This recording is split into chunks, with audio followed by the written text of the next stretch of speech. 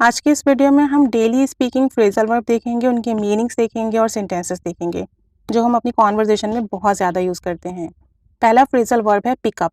Pickup means किसी भी चीज़ को उठाना। एग्जाम्पल देखें, प्लीज़ पिकअप माई बुक, मेहरबानी करके मेरी किताब उठा दें। Please pick up my book. एक और सेंटेंस देखें, I have picked up my all stuff, मैंने अपना सारा सामान उठा लिया है।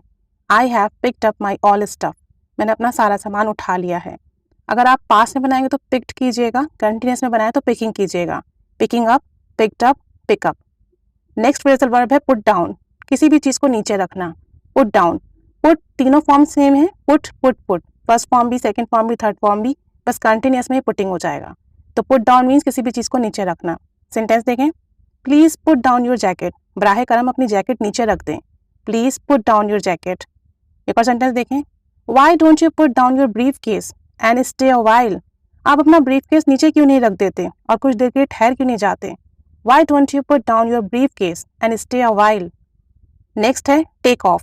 टेक ऑफ मीन्स किसी भी चीज़ को रिमूव करना, किसी भी चीज़ का कवर वगैरह हटाना, ठीक है, या आपने कुछ पहना हुआ हो तो उसे उतारना। जैसे मैं कहूँ, ही टुक ऑफ हिज शूज़, उसने अपने जूते उतारे। अब टेक की पास फॉर्म टुक है तो इसलिए टुक ऑफ आया है।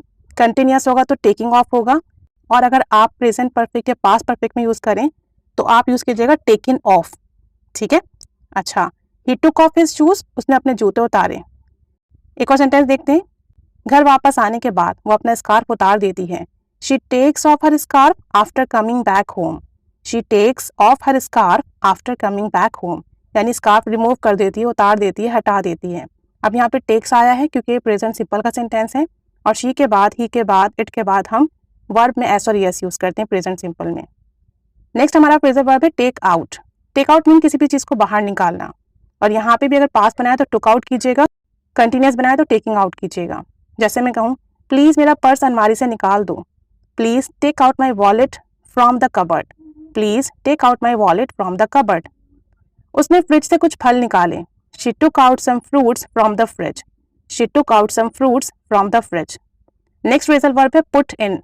पुट इन मीन्स किसी भी चीज़ को अंदर रखना, ठीक है। जैसे मैं कहूँ, just put in the key for the ignition and turn it. Ignition में चाबी लगाइए, इग्निशन में चाबी डालिए और इसे घुमाएं।